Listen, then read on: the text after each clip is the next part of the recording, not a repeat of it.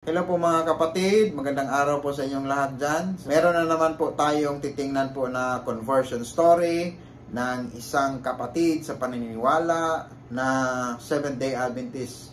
So, isa po siyang sikat na boksidor. So, tingnan natin mga kapatid ang conversion story po ni Z the Dream Gores. So, isa po siyang sikat na boksidor noon. Lalong-lalo na po yung kabataan ko. Nasa TV pa sila ng ABS-CBN. Meron po silang programa doon na yung mga boxing.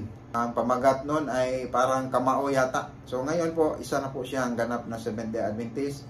So tingnan natin ang conversion story po ni Z the Dream Gores. Mga pinalangga usa ka na bantog ug sikat. Mayong gabi Maigson, Brother Mark Baluntang. Maayong gabi mga kadasi kapamilya kapaglaom. Ang mahinangpon. Brother Mark, saludo kita sa gahom sa Dios nga migamit kanimo nga nabautismohan si Brother Z the Dream Gores. Unsa may mga panghitabo to siya nganong nabautismohan na imong Seventh-day Adventist member na si Z the Dream Gores, katong karaang katong sikat nga baksidor, akong idolo. Magsikog tan-aw sa iyang mga event na igsoon. Giyon sa Brother Mark. Sa una pastor, wali ko magdahom nga ikahimamat na ko nang usa-usab sa akong idolo nga si Z the Dream Gores gani. Dili mga panahon nga putong lang ta sa paglantaw sa mga duwa niya nga nangagi. Tanglit nahimo naman to siya nga doon tayo kapulian sa iyong panglawas. Hindi ka naman tapusan niya nga duwa. Nagasige lang taghandom nga unta usa sa mga adlaw. Ato sa itihibalag ug mapahatang sa susama nga paglaom.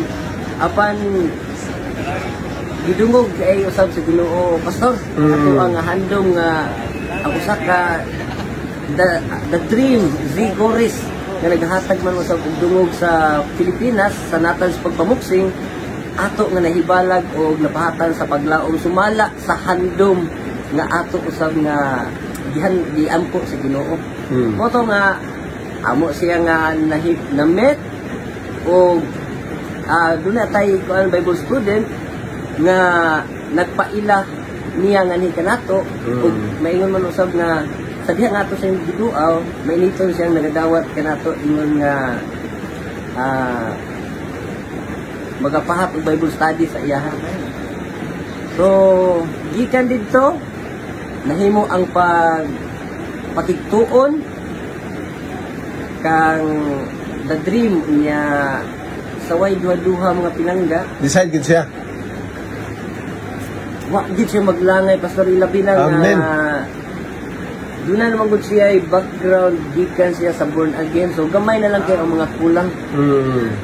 So pag introduce na to sa Sabat, maingon man usab nga siya mismo ang nahimo nga saksi nga agis pagbasa sa Biblia nga ang ikapitong adlaw Sabado gyud. Ang Sabado gyud.